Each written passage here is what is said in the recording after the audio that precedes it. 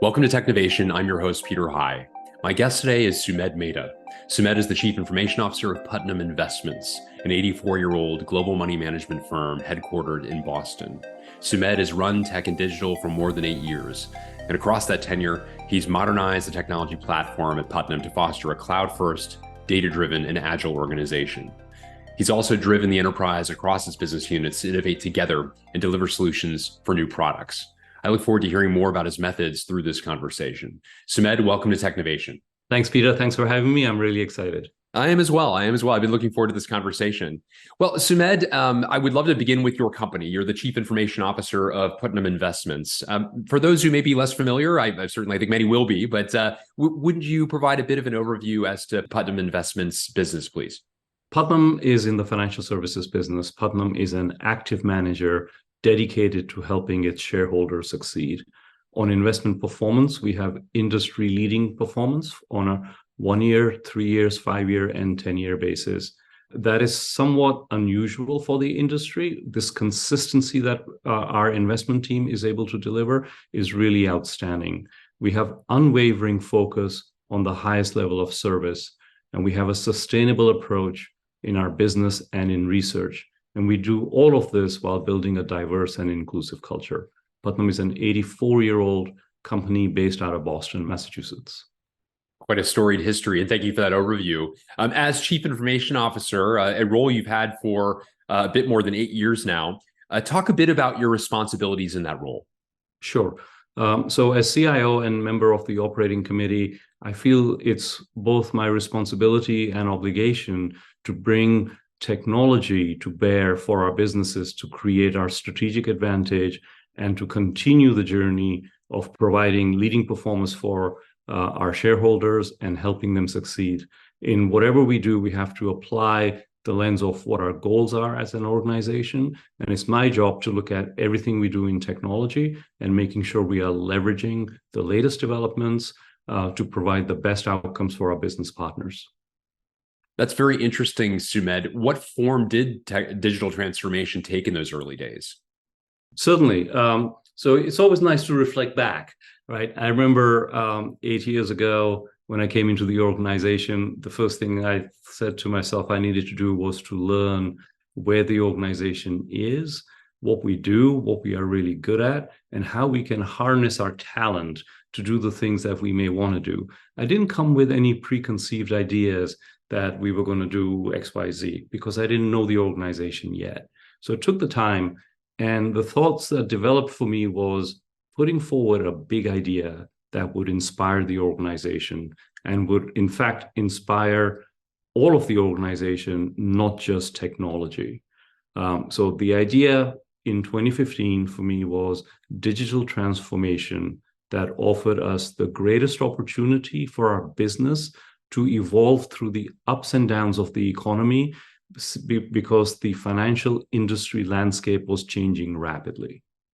So that's the positioning we put forward to our CEO, Bob Reynolds, who then said to work hard to bring the whole company together around digital transformation, to not make this into an IT thing. So that's what we did, starting with a really big idea and starting to help define what does digital transformation mean. So, I can tell you more about the kinds of things we did with that, because in 2015, the term digital transformation wasn't as pervasive.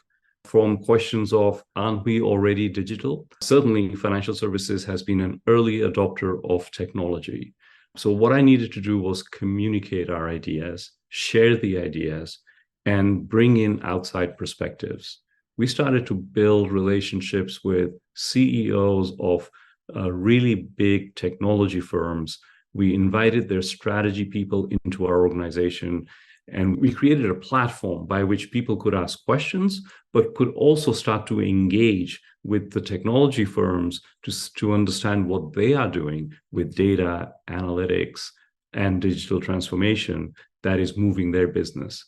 Those are the types of things that we did. And the one other thing I did, Peter, was I actively invited people who were skeptical about the idea. We started to ask what were the constraints in achieving digital transformation. And there are many. We're an 84-year-old organization.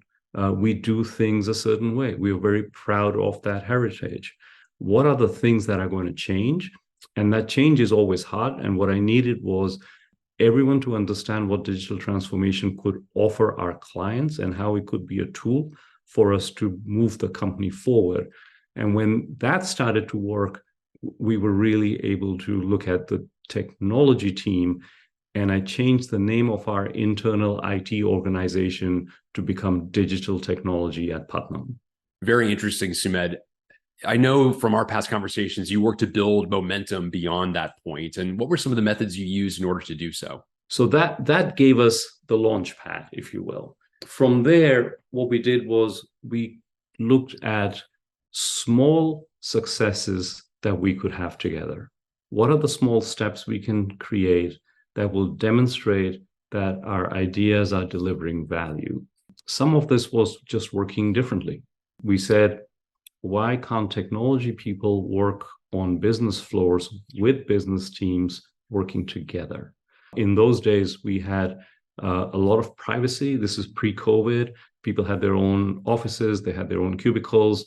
There were big walls in between different teams. We looked at how some of the old trading desks were set up. If you'll recall, traders like to work in an open sort of environment. We had some leftover furniture from the old days, and I asked our teams whether they would help us change some of the furniture in 2 locations. So again, we kept it small, and over a weekend, we changed some of the high cubes into these shared areas to work. And when people came in on Monday, they had a different working environment. We made the change visible. Now, I have to say, the first instance, people weren't excited about that change because they liked some of the privacy that the cubicles and the offices offered before. But very soon, when we started to work with our business teams and our technology teams working together in a more open environment, we started to build trust. And that trust went a really long way in building a culture that says, hey, it really does seem that you are focused on the business solutions and not necessarily just focus on technology. Very, very interesting, Sumedh. The empathy you took, both by engaging those people, especially who were naysayers or skeptical of some of the early ideas you had, and engaging them to ensure that you were understanding the sources of the skepticism and finding ways to overcome them, while also finding ways to forge this culture of trust. Really remarkable. And I'd love to get a little bit further into another idea which you've begun to uncover, which is the necessity, given your purview and the power of digital, to think comprehensively and to connect dots across the organizations and to find ways of making the traditional silos of the organization a bit more permeable. Can you talk a bit more about that process that you undertook in order to engage the broader organization? Yeah, certainly. So in my role, and this is where I have to credit our CEO, he really supported me as we started to connect the dots of the different organizations. So while everyone works in their silos, delivering business goals, business values, we talked about having technology being part of the business planning process on an annual basis. We talked about how technology is one of the few areas in the business that gets to see everything that's going on in the organization. And it is in those conversations that we can engage to say, if there's an opportunity to build a platform rather than a solution, that we would do so. If there's an ability to leverage solutions we've built in one area and apply them to another, then we can get economies of scale. So we couple that thinking with our transformation into the cloud. And it was the business side that said, look, if we got rid of the desktops and the way we work and had virtual devices, then we could be anywhere, anytime, and we'd have access to exactly the same things as we have when we are in the office. So inspired by their thinking, we started to move our investment teams onto VDIs. When they saw the benefit of that, and when COVID hit, it just seemed that we were already prepared to work from anywhere at mass, right? We ran a test on day one for the whole organization to work from home, and it worked so successfully that we we said we didn't have to come in. Now, this is early days of COVID, right? It was March, I think, 2020. And our CEO said, if we have to take that action, what is it that we would be able to prove? And we said, I'd love to be able to run a test on day one to see if it works. So we told the entire company to work from home. And guess what? We didn't come back for a couple of years after that. Right? And everything just worked really seamlessly. And it was a result of our modernization strategy, our focus on business results. We were inspired by our business teams asking us for things that would help them be able to do their jobs better. One of them was they're often not in the office. They're often traveling. We built mobile solutions. We put VDIs in place, and we had started working on the cloud transformation journey. All of those really helped us create a seamless environment for when COVID did hit. That's really, really fantastic. And I know the collaboration you undertook even got to the point where technology became very involved in the evolution of some of the products. Can you talk a bit about that level of collaboration as well? So while doing business planning, the challenge for us was, okay, we're starting to understand how cloud computing is impacting human lives everywhere, right? We're watching Netflix, looking at analytics to decide what kind of movies we want to watch. We're making product selection decisions based on reviews. Everything's turning digital. We are in the business of picking the best companies in equity, having the best investment solutions for our businesses. What are the tools and technologies that we can bring together to provide a similar experience? That's kind of how we were always trying to think. And for us, it became very clear when the challenge was, it's not technology for technology's sake. Tell us how it impacts our financials. Tell us how it impacts investments results. Tell us how it impacts our distribution partners to do a better job more productively. Tell us how it makes us operations more effective.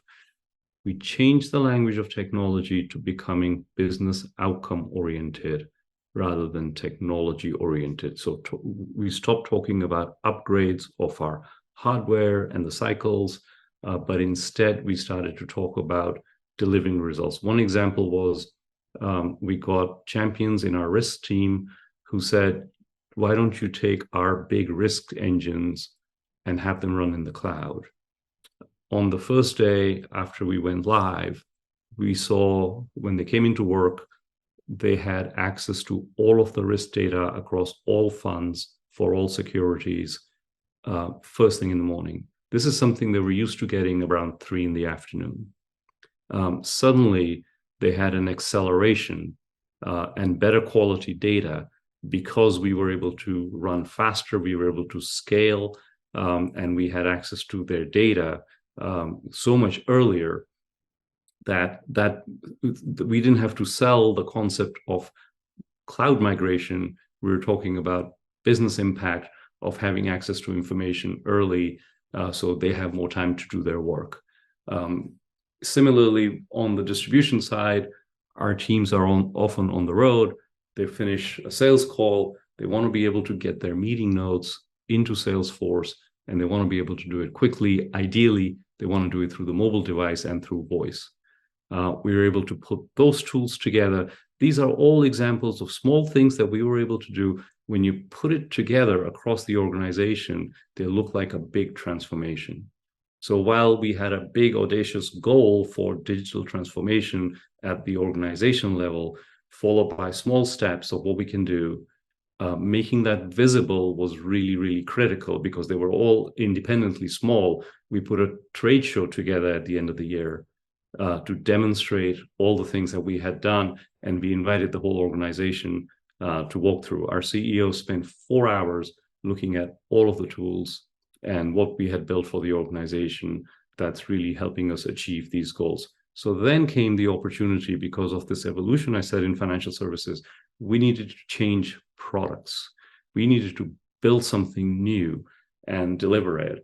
Our teams came together in January. By February, we had a business plan of how we were going to launch active ETFs. by May, we had our first product in market.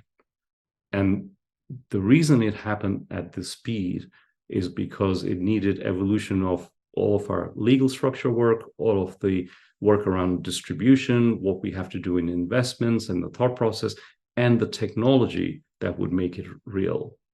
And in this case, because of cloud computing, because of access to our partners, because of access to different tools, we were able to pull the technology in at a speed that it was not the long pole in the tent. So it wasn't the thing that was going to slow us down. In fact, it became an enabler as we were working on requirements and changes, and our teams were able to produce solutions in almost overnight, working closely with the business. It was really just one team. You couldn't tell who the technology people were, who the business people were, we just pulled them all together. We use technology tools like Jira to manage the process. We worked on the most critical items first. So we demonstrated value early, and the business was able to tweak their requirements, what we would traditionally call requirements, as they learn how the tools are working. And that iterative process from February to May allowed us to launch new products into the market. And then we started to work on separately managed accounts, another set of new products that came into market. And again, technology was not something that was slowing us down. In fact, it became an enabler. Remarkable. Well, thank you for sharing that. I wanted to get back to the cultural point that you began to speak about as well, and some of the exercises you went to, including transforming the office and having people work on that transformation of a different kind, in order to build trust building exercises. And I know that trust is a key foundational element of your culture, as is diversity. And I wonder if you could take a little bit of time to underscore some of the things that you and the team have done to foster greater degrees of diversity on your team. Certainly. So with the focus on diversity at an organizational level, it was really an eye-opener for us, because it allowed us to be introspective on who do we have in the organization, how diverse are we, and we quickly found that we had 15% of our teams were women and 85% were men. And we challenged ourselves to say, how can we get to 50%? Right. So again, the challenges around it are there are not enough women in technology, there are not enough women in engineering, there aren't enough women in STEM. So we got together with our HR partners and we said, how can we solve this problem for us? We can't solve it at mass. I get that. Those challenges are real, but we can make a difference in our organization. And they quickly came up with a list of schools, women engineering schools that we could go to, we could be hiring from. And today we are about 28% women in technology. So by taking on some measurements, understanding what the deficiencies were, where the goals needed to be, we were able to come up with ideas and innovative ideas, if I may say, that helped us accomplish those goals. Then we got focused on other underrepresented members of our community, where Blacks and Latinos are underrepresented. And we said, again, when we are hiring people, we want to send diverse folks for the interview process. We have to go where people are in order to go attract them and tell them the Putnam story. And as a result, we're starting to make progress. We still have a lot more work to do, but we're certainly making progress. The other part of the culture was just the traditional role of IT in organizations. It's always been a more of a back-end role where business has a set of requirements and they want to engage with the technology teams in some way. So they need a process for that. They want to provide those requirements over. They want an estimate of how long it'll take to deliver it. And then we are always managing those timelines. And that's sort of the historic perspective. When we started to break things down into bite size, we came up with 3 pillars for success. We said, we want to work on engage, align, and deliver. Engagement, a different kind of engagement with our business partners, is not to go in and accept the requirements, but is to become part of the process that says, how do we even come up with the requirements? In other words, what are your business goals? If we are all headed in the same way, then as a corporate strategy, we're more likely to get there. So we didn't want a set of goals in technology and a set of goals in business. We wanted to derive the technology goals from the business. And we said, that's the engagement component. In alignment, we need to all work together towards understanding what's the most important aspect. When we broke down the barriers between tech and business and had technology people working with business on their floors together as one teams, we had more success in being able to provide perspective when we said we need to upgrade software and it's going to take away from building some functionality that they had deemed important. When we need to apply security patches and we need to do hygiene-related aspects of technology, it gave us a better avenue to communicate the types of things technology needs to do to keep the business safe. These are all business results driven. And so we saw the business become champion of technology and technology become champion of businesses. And it started to create the cultural shift that we wanted. Now, we had to work really hard towards some other aspects as well, because change is hard. It's easier to talk about change when it's not happening to you, but when it's happening to you, then there's lots of confusion. So our teams, great engineers, architects, they've been successful at delivering software in the past. They run a tight ship. And we were saying that given modern tools, modern technology, cloud computing, digital ways of looking at things, we can change all of that. We can do even better. Today, we have 40% improvement in our number of tickets that come out of issues on a week-by-week basis as we measure than we used to. All right, we are faster at delivering code than we were used to. We have bridges between our businesses and technology teams where we ended up building that trust. So we had this engagement, we aligned on our goals, and the third aspect is deliver. This is where we had to bring in technology experts from the industry. How does Amazon do it? How does Google work? How do other companies look at Agile and work at scale to deliver success at the rate at which that they are putting out new products? So we said we wanted to remain open to learning, and we brought in a platform for our teams that they can sign on to and take any number of courses that they want. We started to create certificates that exist for folks, and then we inspired them to even go outside of their day-to-day activities, because we thought things like blockchain may be important. Go learn about crypto and create an NFT, which will become an award, and we will give digital awards to people when we do our annual award ceremonies. So by just leveraging a little bit and pushing people to think about the new ways of doing things, we found that 8 years later, we have a team that's very contemporary in technology. They are modern by any measure. They understand how the web works, how fault tolerance works, how we do things in cloud computing. And they have really re-engineered the most difficult and core systems in our organization and made them current. I'm really, really proud of our team that has really delivered on that for us. And it shows in business results, which is how we connect technology to financial outcomes for our organization. But mostly our investment people are happier. They're enjoying delivering one of the best results our company has delivered in terms of performance. Our distribution teams love the idea of using data and analytics to solve customer problems. Our services have improved throughout the organization. And it really is a testament to the organizational culture that has enabled all of this change to happen. Yeah, what a remarkable story. I really appreciate you sharing that with us, Sumedh.